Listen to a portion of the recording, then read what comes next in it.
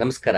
ಅಷ್ಟಾವಕ್ರ ಗೀತೆಯ ಕಳೆದ ಸಂಚಿಕೆಯಲ್ಲಿ ನಾವು ಈ ಶ್ಲೋಕ ನೋಡಿದ್ದೀವಿ. ನೀನು ಬ್ರಾಹ್ಮಣ ಮುಂತಾದ ವರ್ಣಕ್ಕೆ ಸೇರಿದವನಲ್ಲ, ನೀನು ಬ್ರಹ್ಮಚಾರಿ ಮುಂತಾದ ಆಶ್ರಮಕ್ಕೆ ಸೇರಿದವನಲ್ಲ, ನೀನು ಇಂದ್ರಿಯಗಳಿಗೆ ಕಾಣದವನು, ನೀನು ನಿರಾಕಾರಿ, ವಿಶ್ವಸಾಕ್ಷಿ ಹಾಗೂ ಅಸಂಗನಾಗಿರುವೆ, ಸುಖಿಯಾಗಿರು. ನೀನು ಅಸಂಗಿಯಾಗಿದ್ಯಾ, ವಿಶ್ವಸಾಕ್ಷಿಯಾಗಿದ್ಯಾ ಅಂದ್ರೆ ಎಲ್ಲವನ್ನೂ ಹೇಗಿದ್ಯೋ ಹಾಗೆ ನೋಡ್ತಿದ್ಯಾ ಅಂತ ಹೇಳ್ತಾ, ಯಾವುದಕ್ಕೆ ವಿಶ್ವಸಾಕ್ಷಿಯಾಗಿದ್ಯಾ, ಯಾವುದರಿಂದ ಅಸಂಗನಾಗಿದ್ಯಾ ಅನ್ನೋದಕ್ಕೆ ಮುಂದೆ ವಿವರಣೆ ಕೊಡ್ತಾ ಹೋಗ್ತಾನೆ ಅಷ್ಟವಕ್ರ. ಅದು ಹೀಗಿದೆ: ಧರ್ಮ ಹಾಗೂ ಅಧರ್ಮಗಳು, ಸುಖ ಹಾಗೂ ದುಃಖಗಳು ಮನಸ್ಸು ಮುಂತಾದವುಗಳಿಗೆ ಸೇರಿದ್ದು, ಚೈತನ್ಯನಿಗಲ್ಲ.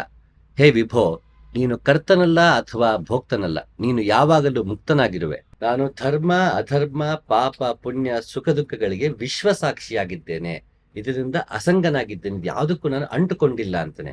ಇಲ್ಲಿ ಧರ್ಮ ಮತ್ತೆ ಅಧರ್ಮ ಅಂತ ಬಂದಾಗ, ಧರ್ಮ ಯಾವತ್ತೂ ಒಂದೇ, ಅದು ಸನಾತನ, ಅಂದ್ರೆ ಅದು ಯಾವಾಗಲೂ ಎಲ್ಲರಿಗೂ ಅಪ್ಲೈ ಆಗುವಂಥದ್ದು. ಸನಾತನ ಅಂದ್ರೆ ಬರೀ ಹಳೇದು ಅಂತಲ್ಲ, ಸರ್ವಕಾಲದಲ್ಲೂ ಸರ್ವರಿಗೂ ಅನ್ವಯಿಸುವಂಥದ್ದು. ಈಗ ಉದಾಹರಣೆಗೆ ನೀರು ಅಂತ ಅನ್ಕೊಳ್ಳೋಣ. ನೀರು ಅದರ ಗುಣವೇನಿದೆ ಅದು ಸನಾತನ. ಅದು ನೀರು ಅನ್ನೋದು ಸೃಷ್ಟಿ ಆದಾಗಿಂದ ಅದು ಗುಣ ಒಂದೇನೆ. ನಮ್ಮ ಪ್ರಪಂಚದಲ್ಲಿ ಯಾವ ಮೂಲೆಗೋದ್ರೂ ನೀರಿನ ಧರ್ಮ ಒಂದೇ, ಅದು ಬದಲಾಗಲ್ಲ. ನೀರು ಕುಡಿದ್ರೆ ದಾಹ ತೀರುತ್ತೆ, ಅದು ಪ್ರಪಂಚದ ಯಾವ ಮೂಲೆಗೋದ್ರೂ ಬದಲಾಗಲ್ಲ. ನೀರಿಗೆ ಮುಳುಗದ ಎಲ್ಲರೂ ಸಾಯ್ತಾರೆ, ಅದು ಯಾವ ಪ್ರಪಂಚದ ಯಾವ ಮೂಲೆಗೋದ್ರೂ ಬದಲಾಗಲ್ಲ. ನೀರಿನ ಧರ್ಮ ಅದು ಸನಾತನ, ಅಂದ್ರೆ ಯಾವುದು ಅದರ ಗುಣವಾಗಿದೆಯೋ ಅದು ಸನಾತನವಾಗಿದೆ. ಇದು ಒಂದು ಬಗೆಯಲ್ಲಿ ಹೇಳ್ಬೋದು. ಇದಕ್ಕೆ ವಿಸ್ತಾರವಾದ ಅರ್ಥ ಮತ್ತೊಂದನ್ನು ನೋಡೋಣ. ಇದು ಯಾವುದೇ ಧರ್ಮ ಅಂದ ತಕ್ಷಣ ಹಿಂದೂ ಕ್ರಿಶ್ಚಿಯನ್ ಮುಸಲ್ಮಾನ್ ಅಂತಲ್ಲ, ಅದು ಮತ. ಒಂದೊಂದೊಂದು ಮತಗಳವು ಧರ್ಮವಲ್ಲ. ಅದು ಯಾವುದೇ ಮತದವನಾಗಿರ್ಲಿ, ಅವನು ನಂಬಲಿ ನಂಬದೇ ಇರಲಿ, ಧರ್ಮ ಹೇಗೆ ಲಾ ಆಫ್ ಫಿಸಿಕ್ಸ್ ಇದೆ, ಅದು ಧರ್ಮ, ಅದು ಪ್ರಕೃತಿಯ ಧರ್ಮ, ಅದು ಪ್ರಪಂಚದ ಯಾವ ಮೂಲೆಗೋದ್ರೂ ಅಪ್ಲೈ ಆಗುವಂಥದ್ದು, ಅದು ಲಾ ಆಫ್ ಫಿಸಿಕ್ಸ್. ರಿಲೇಟಿವಿಟಿ ಅದು ಮತ್ತೆ ಸೂಕ್ಷ್ಮದಲ್ಲಿ ಹೋದಾಗ ಈ ಲಾ ಆಫ್ ಫಿಸಿಕ್ಸ್ ಅಪ್ಲೈ ಆಗದಿರೋಂಥ ಬಹು ಸೂಕ್ಷ್ಮವಾದ ವಿಷಯ ಏನಿದೆ ಬ್ರಹ್ಮಾಂಡದಲ್ಲಿ, ಅದನ್ನ ರಿಲೇಟಿವಿಟಿ ಮತ್ತದನ್ನ ಕ್ವಾಂಟಮ್ ಲೆವೆಲ್ ಅಲ್ಲಿ ನೋಡ್ತಾ ಹೋಗ್ತಾರೆ. ಅಲ್ಲಿಗೆ ಈ ಲಾ ಆಫ್ ಫಿಸಿಕ್ಸ್ ಅಪ್ಲೈನೇ ಆಗದಿರೋಂಥ ಹಂತ ಇರುತ್ತೆ. ಹಾಗೆ ಮನುಷ್ಯನಿಗೆ ಮಾಮೂಲಿ ಧರ್ಮಗಳು ಒಂದಾದ್ರೆ ಮನುಷ್ಯ ಹೀಗಿರ್ಬೇಕು ಹಾಗಿರ್ಬೇಕು ಅಂತ ಒಂದ್ ಕಡೆ ಇದು ಸರಿ ತಪ್ಪುಗಳೆಲ್ಲ ವಿವೇಚನೆಗಳೇ ಬರುವಂತದ್ದು. ಆ ಸರಿ ತಪ್ಪು ಆಯಾ ಪ್ರದೇಶಕ್ಕೆ ಆಯಾ ಕಾಲಘಟ್ಟಕ್ಕೆ ಸಂಬಂಧಪಟ್ಟಿದ್ದು. ಇವತ್ತು ಸರಿ ಅನಿಸೋದು ನಾಳೆ ತಪ್ಪಾಗಬಹುದು. ಉದಾಹರಣೆಗೆ ಸುಳ್ಳು ಹೇಳೋದು ತಪ್ಪು, ಅದು ಪ್ರಪಂಚದ ಯಾವ ಮೂಲೆಗೆ ಹೋದ್ರೂ ಅಪ್ಲೈ ಆಗುವಂಥದ್ದು. ನಮ್ಮಲ್ಲಿ ಗಾದೆನೇ ಇದೆ, 100 ಸುಳ್ಳು ಹೇಳೋದು ಒಂದು ಮದ್ವೆ ಮಾಡು ಅಂತ. ಅಂದ್ರೆ ಅದು ಧರ್ಮವಾದ್ರೆ ಅದು ಸನಾತನ ಧರ್ಮ, ಸರ್ವರಿಗೂ ಎಲ್ಲಾ ಕಾಲದಲ್ಲೂ ಎಲ್ರಿಗೂ ಅಪ್ಲೈ ಆಗುವಂತ ಧರ್ಮ ಸುಳ್ಳು ಹೇಳಬಾರ್ದು ಅನ್ನೋದು. ಆದ್ರೆ ಅದನ್ನ ಅಪ್ಲೈ ಮಾಡ್ಕೊಳಕ್ ಬಂದಾಗ 100 ಸುಳ್ಳು ಹೇಳೋದು ಪರವಾಗಿಲ್ಲ, ಒಂದ್ ಮದ್ವೆ ಮಾಡು ಅಂತಾರೆ. ಅಲ್ಲಿ ಹಾಗೆ ಅನ್ವಯಿಸೋದಕ್ಕೆ ಬಂದಾಗ ಸರಿ ತಪ್ಪುಗಳು, ಧರ್ಮ ಅಧರ್ಮ ವಿಶ್ಲೇಷಣೆ ಬದಲಾಗ್ತಾ ಹೋಗುತ್ತೆ. ಆ ಒಂದು ಸುಳ್ಳು ಹೇಳಿ ಮದುವೆ ಮಾಡ್ಸಿದ್ರೆ ಮುಂದೆ ಈ ಸುಳ್ಳಿಂದನೇ ಮುಂದೆ ಅನಾಹುತ ಆಯ್ತು ಅಂತ ಕಿತ್ತಾಡಾಗತ್ತೆ. ಯಾವುದೋ ಒಂದು ಒಳ್ಳೇದ್ ಮಾಡಕ್ಕಿಂತ ಸುಳ್ಳು ಹೇಳಿ ಮತ್ತೆ ಅದನ್ನ ಅನಾಹುತ ಆಯ್ತು ಅಂದಾಗ ಅದನ್ನ ತಪ್ಪು ಅಂತ ವಿಶ್ಲೇಷಣೆ ಮಾಡೋದಾಗತ್ತೆ. ಚಿಕ್ಕ ವಯಸ್ಸಲ್ಲಿ ಮಾಲ್ಗುಡಿ ಡೇಸ್ ಅಲ್ಲಿ ಒಂದು ಎಪಿಸೋಡ್ ಇತ್ತು. ಅದರಲ್ಲಿ ಪೋಸ್ಟ್ ಮ್ಯಾನ್ ಇರ್ತಾನೆ, ಆತ ಇಡೀ ಹಳ್ಳಿಗೆ ಲೆಟರ್ಸ್ ಕೊಡ್ತಾ ಇರ್ತಾನೆ. ಅಲ್ಲಿ ಒಂದು ಹುಡುಗಿಗೆ ಮದ್ವೆನೇ ಆಗ್ತಿರಲ್ಲ, ಒಂದಲ್ಲ ಒಂದ್ ವಿಷಯಕ್ಕೆ ಮದ್ವೆ ಪೋಸ್ಟ್ಪೋನ್ ಆಗ್ತಿರುತ್ತೆ. ಒಂದಿನ ಮದ್ವೆ ಫಿಕ್ಸ್ ಆಗಿರುತ್ತೆ ಆ ಹುಡುಗಿದು. ಆ ವ್ಯಕ್ತಿ ಪೋಸ್ಟ್ ತಂದಿರ್ತಾನೆ. ಆ ಪೋಸ್ಟ್ ಅಲ್ಲಿ ವಿಷಯ ಇರುತ್ತೆ, ಅದೊಂದು ಕಹಿ ಸುದ್ದಿ ಇರುತ್ತೆ. ಅದು ತಲುಪಿಟ್ರೆ ಅದು ಎಲ್ಲಿ ಮದ್ವೆ ನಿಂತೋಗುತ್ತೋ ಅಂತ ಆ ಪತ್ರವನ್ನ ಆ ವ್ಯಕ್ತಿ ಪೋಸ್ಟ್ ಮ್ಯಾನ್ ಕೊಡದೆ ಇಟ್ಕೊಂಡ್ಬಿಡ್ತಾನೆ, ಮದ್ವೆ ಮುಗಿದ್ರೆ ಸಾಕು ಅಂತ. ಆ ಸಂಚಿಕೆ ತುಂಬಾ ಚೆನ್ನಾಗಿದೆ. ಅದು ನಮ್ಮ ವಿವೇಚನೆಗೆ ಒಳಪಟ್ಟಿದ್ದು. ಯಾವ್ದು ಸರಿ ಯಾವ್ದು ತಪ್ಪು, ತನ್ನ ಕರ್ತವ್ಯ ನಿಭಾಯಿಸದೆ ಕೆಟ್ಟದಾಗತ್ತೆ ಅನ್ನೋ ಬಂದಾಗ ಯಾವ ರೀತಿ ಮನುಷ್ಯ ತಡೀತಾನೆ. ಹೀಗೆ ಹಲವಾರು ಧರ್ಮ ಅಧರ್ಮದ ಕುರಿತಾಗಿ ಆ ಸಂಚಿಕೆ ನಮಗೆ ಯೋಚನೆ ಮಾಡೋದಕ್ಕೆ ಬಿಡುವಂತ ಸಂಚಿಕೆ ಮಾಲ್ಗುಡಿ ಡೇಸ್ ಅಲ್ಲಿ ಆ ಪೋಸ್ಟ್ ಮ್ಯಾನ್ ಸಂಚಿಕೆ. ಪುಣ್ಯದಿಂ ಬಂದ ಸಿರಿ ಮದ ಮೋಹಗಳ ಮೂಲ, ಖಿನ್ನನಾಗಿಪ ಪಾಪ ಫಲವಾತ್ಮಶುದ್ಧಿ, ಅನ್ಯೋನ್ಯ ಜನಕಗಳು ಪುಣ್ಯ ಪಾಪಗಳಿಂತು, ಧನ್ಯ ನುಭಯವ ಮೀರ ಮಂಕುತಿಮ್ಮ. ಎಷ್ಟು ಚೆನ್ನಾಗಿ ಹೇಳ್ತಾರೆ ನೋಡಿ. ಪುಣ್ಯದಿಂದ ಒಳ್ಳೇದಾಗತ್ತೆ ಅಂತ ಹೇಳಕ್ಕಾಗಲ್ಲ. ನಾ ಒಂದಷ್ಟು ಪುಣ್ಯ ಸಂಪಾದನೆ ಮಾಡ್ತೀನಿ, ಅದರಿಂದ ಒಂದಷ್ಟು ನಂಗೆ ಸಿರಿ ಸಂಪತ್ತು ಬಂತು ಅಂದ್ರೆ ಅದು ನನಗೆ ಮದ ಬರಬಹುದು.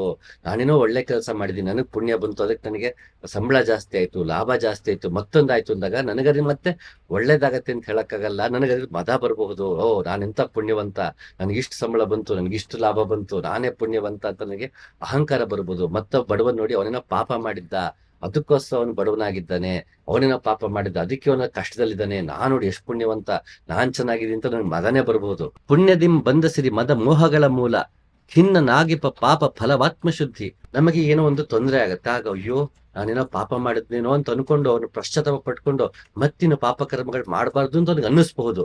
ಈ ರೀತಿ ಪುಣ್ಯದಿಂದ ಕೆಟ್ಟದ್ದು ಆಗ್ಬಹುದು, ಪಾಪದಿಂದ ಒಳ್ಳೇದು ಆಗ್ಬಹುದು, ಅದರಿಂದ ಆತ್ಮಶುದ್ಧಿಯೂ ಆಗಬಹುದು. ಅವನಿಗೆ ನನಗೇನೋ ಕೆಟ್ಟದ್ ಮಾಡಿದೆ, ಅದಕ್ಕೆ ನಂಗೆ ಈ ಪಾಪ ಕರ್ಮವನ್ನು ಅನುಭವಿಸ್ತಾ ಇದ್ದೀನಿ, ಇನ್ನು ಮುಂದೆ ನಾ ಕೆಟ್ಟದ್ ಮಾಡಬಾರ್ದು, ಹೋಗ್ಲಿ ಇದನ್ನ ಅನುಭವಿಸ್ಕೊಂಡು ಹೋಗೋಣ ಅಂತ ಆ ವ್ಯಕ್ತಿ ಅದನ್ನ ಅನುಭವಿಸಿ ತನ್ನ ಆತ್ಮಶುದ್ಧಿಯನ್ನು ಮಾಡ್ಕೋಬಹುದು. ಅನ್ಯೋನ್ಯ ಜನಕಗಳು ಪುಣ್ಯ ಪಾಪಗಳಿಂತು ಧನ್ಯ ನುಭಯವ ಮೀರೆ ಮಂಕುತಿಮ್ಮ. ಹಾಗಾಗಿ ಇವೆರಡು ಒಂದಕ್ಕೊಂದು, ಪಾಪ ಪುಣ್ಯ ಒಂದಿಂದ ಒಂದಕ್ಕೆ ಅದು ಕನೆಕ್ಟ್ ಆಗ್ತಾ ಹೋಗುತ್ತೆ. ಪಾಪದಿಂದ ಪುಣ್ಯ, ಪುಣ್ಯದಿಂದ ಪಾಪ ಉಂಟಾಗ್ತಿರುತ್ತೆ, ಪುಣ್ಯದಿಂದ ಸುಖ ದುಃಖಗಳು ಬರುತ್ತೆ, ಪಾಪದಿಂದ ಸುಖ ದುಃಖ ಬರ್ತಿರುತ್ತೆ. ಇದೊಂದು ರೀತಿ ಬಟರ್ಫ್ಲೈ ಎಫೆಕ್ಟ್ ಆಗ್ತಿರುತ್ತೆ. ಹಾಗಾಗಿ ಅನ್ಯೋನ್ಯ ಜನಕಗಳು ಪುಣ್ಯ ಪಾಪಗಳಿಂತು ಧನ್ಯ ನುಭಯವ ಮೀರೆ ಮಂಕುತಿಮ್ಮ. ಯಾರು ಪುಣ್ಯ ಪಾಪಗಳನ್ನ ಮೀರಿ ಯೋಚನೆ ಮಾಡುತ್ತಾನೋ, ಪಾಪ ಪುಣ್ಯಗಳ ಬಗ್ಗೆ ಲೆಕ್ಕಿಸ್ದೇನೆ ತನಗೆ ಆಗ ಎಲ್ಲರ ಹಿತಕ್ಕಾಗಿ ತಾನು ಏನ್ ದುಡಿತಾನೆ ಅದೇ ಸರಿಯಾದ್ದು, ನನಗೆ ಪಾಪ ಪುಣ್ಯಗಳ ಬಗ್ಗೆ ನಂಗೆ ಯೋಚನೆ ಇಲ್ಲ, ಧರ್ಮ ಅಧರ್ಮದ ಬಗ್ಗೆ ಯೋಚನೆ ಇಲ್ಲ, ಇನ್ನೊಬ್ಬರ ಹಿತಕ್ಕಾಗಿ ನಾನು ಕೆಲಸ ಮಾಡ್ತೀನಿ, ಅದೇ ನನ್ನ ನಿಜವಾದ ಧರ್ಮ, ಅದೇ ನನ್ನ ನಿಜವಾದ ಕರ್ಮ ಅಂತ ಯಾರು ಪಾಪ ಪುಣ್ಯಗಳನ್ನ ಮೀರ್ತಾನೋ, ಧರ್ಮ ಅಧರ್ಮಗಳನ್ನ ಮೀರ್ತಾನೋ ಅವನೇ ಧನ್ಯ ಅಂತ ಇಲ್ಲಿ ಗುಂಡಪ್ಪ ಹೇಳ್ತದ. ಹಾಗಾಗಿ ಮನಸ್ಸು ಮತ್ತೆ ಬುದ್ಧಿ, ಅಹಂಕಾರ, ಚಿತ್ತ ಇದಕ್ಕೆ ಸಂಬಂಧಪಟ್ಟಿದ್ದು ಧರ್ಮ ಅಧರ್ಮ, ಪಾಪ ಪುಣ್ಯ, ಸುಖ ದುಃಖಗಳ ಹೊರತು ಆತ್ಮಕ್ಕೆ ಅದರ ನಂಟಿಲ್ಲ. ಯಾಕೆ ಅಸಂಗನಾಗಿದ್ದಾನೆ, ವಿಶ್ವ ಸಾಕ್ಷಿಯಾಗಿದ್ದಾನೆ. ಧರ್ಮ ಸಂಕಟದಿ ಮನ ತಲ್ಲಣಿಸುತ್ತಿರುವೊಂದು ನಿರ್ಮಥಿಸು ನಿನ್ನಾತ್ಮವನ್ನೇ ಮಮತೆ ಬಿಟ್ಟು, ನಿರ್ಮಮದ ಸದ್ವಿವೇಕದ ದೀಪಕ್ಕಿಂತ ನೆಮ್ಮಲಿನ್ನೇನಿಹದು ಮಂಕುತಿಮ್ಮ. ಮನುಷ್ಯನ್ಗೆ ಒಂದೊಂದ್ಸಲಿ ಧರ್ಮ ಸಂಕಟ ಆಗ್ಬಿಡುತ್ತೆ, ಅದನ್ನ ಸರಿ ಅನ್ನಿಸುತ್ತೆ, ಮನಸ್ಸಿಗೆ ಮಾಡಕ್ ಒಪ್ಪೋದಿಲ್ಲ. ಯಾಕೆಂದ್ರೆ ಅದರಿಂದ ನನಗೆ ಲಾಭ ಇಲ್ದಿರ್ಬೋದು, ನನಗೇ ಹಾನಿ ಅನ್ನಿಸ್ಬೋದು, ಅಥವಾ ಇಷ್ಟು ದಿನ ನಾ ರೀತಿ ನಡ್ಕೊಂಡಿಲ್ಲ, ಈಗ ನಾನು ನಡ್ಕೊಳಕ್ ಸಾಧ್ಯ ಇಲ್ಲ, ಬೇಡ ಅಂತ ತಲೆ ಕೆಡಿಸ್ಬೋದು, ಅಥವಾ ಯಾವ್ದನ್ನ ಪ್ರಯಾರಿಟೈಸ್ ಮಾಡ್ಬೇಕು ಅಂತ ನನಗೆ ಯೋಚನೆ ಬರ್ಬೋದು. ಆಗ ಧರ್ಮ ಸಂಕಟದಿ ಮನ ತಲ್ಲಣಿಸುತ್ತಿರುವೊಂದು ನಿರ್ಮತಿಸು ನಿನ್ನಾತ್ಮವನ್ನೇ ಮಮತೆ ಬಿಟ್ಟು, ಆಗ ನಾನು ಮಮತೆಯನ್ನ ಬಿಡ್ಬೇಕಂತೆ. ನನ್ನವ್ರಿಗೆ ಹಾನಿ ಆಗತ್ತೆ ಗೊತ್ತಿದ್ದು ನಾವು ಒಂದು ಒಳ್ಳೆ ಕೆಲಸ ಮಾಡ್ಬೇಕು ಅಂತ ಹಿಂದೇಟ್ ಹಾಕಿರ್ತೀವಿ, ಅಥವಾ ನನಗೇ ಹಾನಿ ಆಗ್ಬೋದು ಅಂತ ಅನ್ಕೊಂಡು ಒಂದು ಕೆಲಸ ಮಾಡುವುದರಿಂದ ಹಿಂದೇಟ್ ಹಾಕ್ತಿವಿ. ನಾವು ದಾರಿಲೆಲ್ಲೋ ಹೋಗ್ಬೇಕಾದ್ರೆ ಯಾರೋ ಕಷ್ಟ ಆಯ್ತು ಅಂದ್ರೆ ಅದನ್ನ ಸಹಾಯ ಮಾಡದೆ ಹಿಂದೇಟ್ ಹಾಕ್ಬೋದು. ಹಲವಾರು ವಿಷಯಗಳು ನಮ್ಮ ಜೀವನದಲ್ಲೇ ಬಂದಿರುತ್ತೆ. ಯಾವುದೋ ಒಂದು ಒಳ್ಳೆ ಕೆಲಸ ಮಾಡಕ್ ಹೋದಾಗ ನಮಗೆ ಅದಕ್ಕೆ ಹಿಂಜರಿಕೆ ಬಂದಿರುತ್ತೆ, ಆಗ ಅದನ್ನ ಮಾಡದೆ ಬಿಡ್ತೀವಿ. ಅಯ್ಯೋ ನನಗೆ ಯಾಕಪ್ಪ ಅನ್ಸ್ಬೋದು, ನನಗೆ ಹಾನಿ ಆಗ್ಬಿಟ್ರೆ ಅನ್ಸ್ಬೋದು. ಈ ರೀತಿ ನನಗೆ ಧರ್ಮ ಸಂಕಟ ಉಂಟಾಗ್ಬೋದು. ನನ್ನ ಹೆಂಡತಿ ಮಾತು ಕೇಳ್ಬೇಕಾ, ಅಮ್ಮನ ಮಾತು ಕೇಳ್ಬೇಕಾ, ನನ್ನ ಮಾತನ್ನ ನಡೆಸ್ಬೇಕಾ, ನನ್ನ ಮಕ್ಳ ಮಾತು ಕೇಳ್ಬೇಕಾ, ಹೀಗೆ ಹಲವಾರು ಸಲ ನಮಗೆ ಧರ್ಮ ಸಂಕಟ ಬರ್ತಾನೆ ಹೋಗುತ್ತೆ. ಆ ರೀತಿ ಆದಾಗ ಮನುಷ್ಯ ಮಮತೆಯನ್ನ ಬಿಟ್ಟು, ನಿರ್ಮತಿಸು ನಿನ್ನಾತ್ಮವನ್ನೇ ಮಮತೆ ಬಿಟ್ಟು, ಆಗ ಮಮತೆಗೆಲ್ಲ ಬಿಟ್ಟು ನಾನು ನನ್ನದನ್ನು ಭಾವ ಬಿಟ್ಟು ಒಂದು ಸಲ ನಾನು ಆತ್ಮದಿಂದ ಯೋಚನೆ ಮಾಡ್ಬೇಕು, ನಾನೀಗ ಏನು ಮಾಡ್ಬೇಕು, ಯಾವುದು ಮಾಡಿದ್ರೆ ಸರಿ, ಯಾವುದು ಮಾಡುವುದರಿಂದ ಇನ್ನೊಬ್ಬರಿಗೆ ಹಿತವಾಗತ್ತೆ, ಅದನ್ನ ನಾನು ಯೋಚನೆ ಮಾಡಿದಾಗ ನಿರ್ಮಮದ ಸದ್ವಿವೇಕದ ದೀಪಕ್ಕಿಂತ ನೆಮ್ಮಲಿನ್ನೇನಿಹುದು ಮಂಕುತಿಮ್ಮ. ನಾನು ಒಳಗಡೆನ ಆತ್ಮಸಾಕ್ಷಿ ಏನ್ ಹೇಳುತ್ತೋ ಅದಕ್ಕಿಂತ ಇನ್ನೊಂದಿಲ್ಲ, ಅದೇ ನಿಜವಾದ ಬೆಳಕು, ಅದೇ ನಮಗೆ ಮಾರ್ಗದರ್ಶನ ಮಾಡುವಂಥದ್ದು. ಯಾವುದು ವಿಹಿತವಾದದ್ದು, ಯಾವುದು ಅಹಿತವಾದದ್ದು ಅಂತ ನಮಗೆ ಮಾರ್ಗದರ್ಶನ ನೀಡೋದು ನನ್ನ ಆತ್ಮಸಾಕ್ಷಿ. ಉದಾಹರಣೆಗೆ ನನಗೊಬ್ರು ಕತೆ ಹೇಳ್ತಾ ಇದ್ರು. ಅಲ್ಲಿ ಒಬ್ಬ ಮುನಿ, ಆತ ಸುಳ್ಳು ಹೇಳೋದಿಲ್ಲ ಅಂತ ವ್ರತಗಳನ್ನ ಆಚರಿಸುವಂತನು, ಅಹಿಂಸೆಯ ವ್ರತವನ್ನ ಆಚರಿಸುವಂತನು. ಆತ ಒಂದು ವ್ಯಾಪಾರಿಯ ಮನೆಗೆ ಬರ್ತಾನೆ, ರತ್ನ ಮುತ್ತುಗಳು ಮಾರುವಂತ ವ್ಯಾಪಾರಿ ಮನೆಗೆ ಬರ್ತಾನೆ. ಅಲ್ಲಿ ಬಂದ ತಕ್ಷಣ ವ್ಯಾಪಾರಿ ಎದ್ದು ತನ್ನ ಗಲ್ಲಾಯಿಂದ ಎದ್ದು ಅವನಿಗೆ ಉಪಚಾರ ಮಾಡಬೇಕು ಅಂತ ಮನೆ ಒಳಗೆ ಹೋಗ್ತಾನೆ. ಅವ್ರಿಗೆ ನೀರು ಹಣ್ಣು ಹಂಪಲು ತರಬೇಕು ಅಂತ ಹೋಗ್ತಾನೆ. ಆಗ ಕೂತಿದ್ದಾಗ ಒಂದು ಕೋಳಿ ಬರುತ್ತಂತೆ. ಅವನು ಹಾಗೆ ರತ್ನ ಮುತ್ತ ಹೊಳೆಲ್ಲ ಗಲ್ಲದ ಮೇಲೆ ಬಿಟ್ಟು ಹೋಗಿರ್ತಾನೆ. ಆ ಮುತ್ತ ಹೊಳ ಒಂದೆರಡನ್ನ ಕೋಳಿ ನುಂಗ್ಬಿಡುತ್ತಂತೆ. ಈಗ ಕೋಳಿಗೆ ಹಿಂಸೆ ಮಾಡಬಾರ್ದು, ಯಾಕಂದ್ರೆ ಅಹಿಂಸೆಯನ್ನ ಪ್ರತಿಪಾದನೆ ಮಾಡುವಂತ ಒಬ್ಬ ಮುನಿ. ಆತ ಕೋಳಿನ ಹಿಂಸೆ ಮಾಡೋ ಹಾಗಿಲ್ಲ, ಸುಮ್ಮನಾಗ್ಬಿಡ್ತಾನೆ. ಸರಿ, ನುಂಗ್ಬಿಡುತ್ತೆ. ಅಷ್ಟಕ್ಕೆ ಒಳಗೋಗಿದಂತ ವ್ಯಾಪಾರಿ ಹೊರಗೆ ಬರ್ತಾನೆ, ಹಣ್ಣು ಹಂಪಲು ತಂದು ನೋಡ್ತಾನೆ. ಅಲ್ಲಿ ಒಂದಷ್ಟು ಮುತ್ತು ಹವಳೆಲ್ಲ ಕಾಣೆ ಆಗ್ಬಿಟ್ಟಿದೆ. ಸರಿ, ಆತ ಕೇಳ್ತಾನೆ ಮುನಿಗೆ ಎಲ್ಲೋಯ್ತಿದ್ರು ಅಂತ. ಈಗ ಆತ ಕೋಳಿ ನುಂಗಿದೆ ಅಂತ ಸತ್ಯವನ್ನ ಹೇಳಿದ್ರೆ ಆತ ವ್ಯಾಪಾರಿ ಕೋಳಿಯನ್ನ ಕಡಿದು ಬಿಡ್ತಾನೆ, ಅದು ಮುತ್ತು ರತ್ನ ಹವಳಗಳನ್ನ ತಗೊಂಡ್ಬಿಡ್ತಾನೆ. ಹಾಗಲ್ಲಿ ಅಹಿಂಸೆನ ಪಾಲಿಸಕ್ಕಾಗಲ್ಲ, ಅಲ್ಲಿ ಪ್ರಾಣಿ ಹಿಂಸೆ ಆಗ್ಬಿಡುತ್ತೆ. ತಾನು ಇಲ್ಲ ನನಗೆ ಗೊತ್ತಿಲ್ಲ ಅದು ಹಾರ್ಕೊಂಡೋಯ್ತು ಮತ್ತೊಂದು ಹೇಳಿದ್ರೆ ಸುಳ್ಳು ಹೇಳ್ದಂಗಾಗತ್ತೆ. ಈ ಕಡೆ ಸುಳ್ಳು ಹೇಳೋ ಹಾಗಿಲ್ಲ, ಮತ್ತೆ ಹಿಂಸೆಗೆ ಅವಕಾಶವೂ ಮಾಡ್ಕೊಡೋ ಹಾಗಿಲ್ಲ. ಹಾಗ ಏನ್ ಮಾಡ್ತೀವಿ, ಏನೂ ಮಾಡಕ್ ಗೊತ್ತಾದ್ರೆ ಹೇಗಿದ್ರು ಮುನಿ ಎಲ್ಲ ಸುಮ್ನಾಗ್ಬಿಡ್ತೀವಿ, ಏನು ಮಾತಾಡಿದ್ರೆ ಸುಮ್ನಾಗ್ಬಿಡ್ತಾನಂತೆ. ಆಗ ವ್ಯಾಪಾರಿಗೆ ಕೋಪ ಬಂದ್ಬಿಡುತ್ತೆ. ನೀನೇ ಎಲ್ಲೋ ಕದ್ದಿರ್ಬೇಕು, ನೀನ್ ಅದಕ್ಕೆ ಬಾಯ್ ಬಿಡುತ್ತಾ ಇಲ್ಲ ಅಂತ ಚೆನ್ನಾಗಿ ಹೊಡಿತಾನಂತೆ ಆ ಮುನಿಗೆ. ಹೊಡಿಯುವಾಗ ಕೋಲ್ ಹೋಗಿ ಆ ಕೋಳಿಗೆ ಬೈ ಮಿಸ್ ಆಗಿ ಬಿತ್ಬಿಡುತ್ತೆ. ಆ ಕೋಳಿಯ ಏಟು ತಿಂದು ಸತ್ತೋಗ್ಬಿಡುತ್ತಂತೆ. ಈ ಮುನಿ ಹೇಗಿರೋದು, ಇವಾಗ ಸತ್ತೋಗಿದೆ, ನನಗೆ ಹೇಳಿದ್ರೆ ಏನ್ ತೊಂದ್ರೆ ಇಲ್ಲ ಅಂತ, ನಾನೇನು ಕದ್ಕೊಂಡಿಲ್ಲಪ್ಪ, ಈ ಕೋಳಿ ಇದನ್ನ ನುಂಗ್ಬಿಟ್ಟಿದೆ ಅಂತ ಹೇಳಿದಾಗ ಅದು ಕುಯ್ದು ನೋಡಿದಾಗ ಅದು ಸಿಗತ್ತೆ. ಯೋ ಮುನಿಗಳೇ, ನನ್ನ ಕ್ಷಮಿಸ್ಬೇಕು, ನಂಗೆ ಗೊತ್ತಾದ ನಿಮಗೆ ನಾನು ನೋಯಿಸ್ಬಿಟ್ಟೆ, ಹಿಂಸೆ ಮಾಡ್ಬಿಟ್ಟೆ, ಕ್ಷಮಿಸಿ ಅಂತ ಕೇಳ್ಕೊಳ್ತಾನೆ. ಹೀಗೆ ನಾವು ಅಹಿಂಸೆಯನ್ನ ಪಾಲಿಸ್ಬೇಕು, ಸತ್ಯವನ್ನ ಹೇಳ್ಬೇಕು, ಸುಳ್ಳು ಯಾವತ್ತೂ ಹೇಳಬಾರ್ದು ಅಂತ ನನಗೆ ಕತೆ ಹೇಳಿದ್ರು. ಆಗ ನಾನು ಅವ್ರನ್ನ ಕೇಳಿದೆ, ಇದರ ನೀತಿ ಪಾಠ ನೋಡಿದಾಗ ಇದು ಹೀಗ್ ಕಾಣಿಸುತ್ತೆ. ಓ, ಅವರು ಅಹಿಂಸೆಯನ್ನೇ ಆಚರಿಸಿದ್ರು, ಅವರು ಸುಳ್ಳನ್ನ ಹೇಳಿಲ್ಲ, ಸತ್ಯವನ್ನೇ ಪಾಲಿಸೋದಕ್ಕೆ ಪ್ರಯತ್ನ ಪಟ್ರು ಅಂತ. ಆದ್ರೆ ಅದರಿಂದ ಕೊನೆಗಾಗಿದ್ದ ಆ ಕೋಳಿಯ ವಧೆನೆ, ಕೊನೆಗೆ ಆ ಕೋಳಿ ಪ್ರಾಣನೇ ಕಳ್ಕೊಳ್ತು. ಯಾವ ಕೋಳಿ ನಿಜ ಹೇಳ್ಬಿಟ್ರೆ ಪ್ರಾಣ ಕಳ್ಕೊಳ್ಳುತ್ತೋ ಅಂತ ವ್ಯಕ್ತಿ ಸುಳ್ಳು ಹೇಳಕ್ಕಾಗದೆ ಸತ್ಯವನ್ನು ಹೇಳಕ್ಕಾಗದೆ ಸುಮ್ಮನಿದ್ರು, ಅದರ ಪರಿಣಾಮದಲ್ಲಿ ಕೊನೆಗೆ ಕೋಳಿನೇ ಸಾಯ್ತು.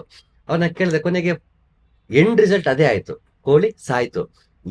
ಸಾಯ್ಬಾರ್ದು ಅಂತ ಸತ್ಯ ಹೇಳಕ್ ಹೋಗದೆ ಸುಮ್ಮನಾಗಿದ್ದರು, ಕೊನೆಗೂ ಸತ್ಯ ಹೇಳದೆ ಕೊನೆಗೆ ಕೋಳಿ ಸಾಯ್ತು. ಅದು ಬಲ್ಲ ವ್ಯಕ್ತಿ ಕೋಳಿ ನುಂಗಿದ್ಯಪ್ಪ, ಹೇಗಿದ್ರು ಮುನಿ ಆತ ಹೇಳದ್ ಕೇಳ್ಬೋದು ಇವನು, ಅದು ಹೇಗಿದ್ರು ನುಂಗಿದೆ, ಒಂದಲ್ಲ ಒಂದಿನ ಅದು ಹೊರಗೆ ಬರುತ್ತೆ ದೇಹದಿಂದ, ಅದೇ ಒಳ್ಳೆ ಉಳ್ಕೊಳ್ಳಲ್ಲ, ಅದನ್ನ ಕೊಂದು ನೀ ಅದನ್ನ ತಗೊಳಕ್ ಹೋಗ್ಬೇಡ. ಮನುಷ್ಯನಿಗೆ ಅಹಿಂಸೆಯ ಶ್ರೇಷ್ಠ ಧರ್ಮ, ಅದನ್ನ ಕೊಂದು ಇದ್ ಮಾಡೋದಕ್ಕಿಂತ ಮುತ್ತು ರತ್ನ ಅವಳ ಹೋದ್ರೂ ಪರವಾಗಿಲ್ಲ, ಅದ ಕೊಂದು ಉಂಟಾಗುವ ಪಾಪ ಇದೆಯಲ್ಲ ಅದಕ್ಕೆ ಕಂಪೇರ್ ಮಾಡ್ಕೊಂಡು ಎರಡು ಮುತ್ತು ರತ್ನ ಹೋದ್ರೂ ಪರವಾಗಿಲ್ಲ, ನೀನು ಪಾಪವನ್ನ ಅಕ್ಯುಮುಲೇಟ್ ಮಾಡ್ಕೋಬೇಡ. ಇದು ನಿಂಗೆ ನಿಜವಾಗ್ಲೂ ಸಿಕ್ಕಿರೋ ಅವಕಾಶ, ನಾನು ನನ್ನದನ್ನು ಬಿಡುವಂತಹ ಒಳ್ಳೆ ಅವಕಾಶ ಸಿಕ್ಕಿದೆ, ಆ ಕೋಳಿನ ಕೊಲ್ಲದೆ ಬಿಟ್ಬಿಡು ಅಂತ ಅಲ್ಲಿ ಉಪದೇಶ ಮಾಡ್ಬೋದಿತ್ತಲ್ಲ ಅಂತ ನಾನು ಕೇಳಿದೆ. ಅದ್ರ ಬಗ್ಗೆ ಚರ್ಚೆ ಮಾಡ್ತಾ ಹೋದ್ವಿ. ಅಂದ್ರೆ ಸತ್ಯವನ್ನೇ ಹೇಳ್ಬೇಕು, ಸುಳ್ಳು ಹೇಳಬಾರ್ದು ಅನ್ನೋದನ್ನ ಅನ್ವಯಿಸಿಕೊಳ್ಳುವುದು ಜೀವನದಲ್ಲಿ ಹೇಗೆ, ಅಹಿಂಸೆಯನ್ನ ಪಾಲಿಸುವುದೊಂದು ಅರ್ಥ ಏನು, ಹಿಂಸೆ ಎನ್ನುವುದರ ಅರ್ಥ ಏನು ಅಂತ ಹೀಗೆ ಚರ್ಚೆ ಮಾಡ್ತಾ ಹೋಗಿದ್ವಿ. ಅದ್ರ ಬಗ್ಗೆ ಆ ಕತೆ ಸರಿ ತಪ್ಪು ಅಂತ ನಾವಲ್ಲಿ ಚರ್ಚೆ ಮಾಡ್ಲಿಲ್ಲ. ಉದ್ದೇಶ ನಮ್ಮದಲ್ಲ, ಯಾಕಂದ್ರೆ ಆ ಕಥೆಯನ್ನ ರಚನೆ ಮಾಡಿದಾಗ ಉದ್ದೇಶ ಇದ್ದಿದ್ದು ಸತ್ಯವನ್ನ ಹೇಳ್ಬೇಕು, ಯಾವತ್ತು ಅಹಿಂಸೆಯನ್ನ ಪಾಲಿಸ್ಬೇಕು ಅಂತ ಹೇಳಕ್ ಒಂದು ಕತೆ ರೆಡಿ ಮಾಡಿದರೆ ಯಾವ ಕಥೆಯೂ ಪರ್ಫೆಕ್ಟ್ ಅಲ್ಲ. ಹಾಗಾಗಿ ಕತೆ ಸರಿ ಇದೆಯೋ ಸರಿ ಇಲ್ವೋ ಅದ್ರ ಬಗ್ಗೆ ಅವತ್ತು ನಮ್ಮ ಚರ್ಚೆ ಆಗಿಲ್ಲ. ಯಾಕಂದ್ರೆ ಸರಿ ತಪ್ಪುಗಳನ್ನ ಮೀರುವುದರ ಬಗ್ಗೆ ನಮ್ಮ ಚರ್ಚೆ ಆಗಿದ್ದರಿಂದ ಕತೆ ಸರಿಯಾಗಿದೆಯೋ ಇಲ್ವೋ ಅನ್ನೋದು ನಮ್ಗೆ ಮುಖ್ಯ ಆಗ್ಲಿಲ್ಲ.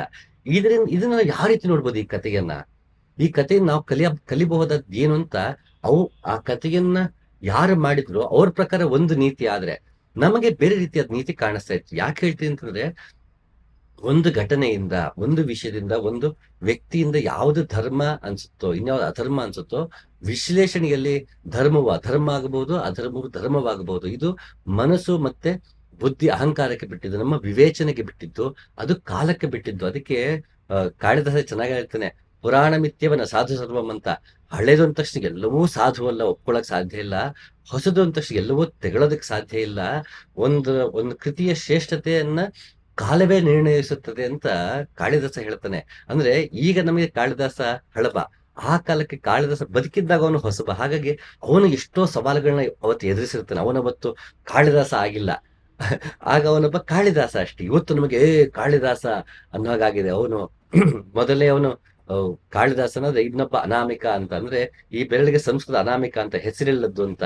ಅದಕ್ಕೊಬ್ಬ ಹೇಳ್ತಾನೆ ಕವಿ, ಮೊದಲು ಕಾಳಿದಾಸನಾದ್ರೆ ಮತ್ತೊಬ್ಬ ಇನ್ಯಾರು ಇಲ್ಲ, ಅನಾಮಿಕ ಅಂತ. ಅಂದ್ರೆ ಅಷ್ಟು ಶ್ರೇಷ್ಠ ಕವಿ ಅಂತ ಹೊಗಳೋ ಮಟ್ಟಿಗೆ ಇವತ್ತು ಕಾಳಿದಾಸ ನಾವು ಕೊಂಡಾಡ್ತಿದೀವಿ. ಅಷ್ಟು ಶ್ರೇಷ್ಠವಾದ ಕೃತಿಗಳು ಒಂದು ಅಂತ ಹೇಳ್ತಿದೀವಿ. ಆದ್ರೆ ಅವನದನ್ನ ರಚನೆ ಮಾಡುವಾಗ ಅವನು ಹೀಗೆ ಹೇಳ್ಕೊತಾನೆ, ಹಳೇದು ಅಂದ ತಕ್ಷಣ ಯಾವ್ದು ಸಾಧುವಲ್ಲ, ಹೊಸದು ಅಂದ ತಕ್ಷಣ ತೆಗೊಳ್ಳೋದಕ್ಕೆ ಬರೋದಿಲ್ಲ, ಕಾಲವೇ ನಿರ್ಣಯಿಸುತ್ತದೆ.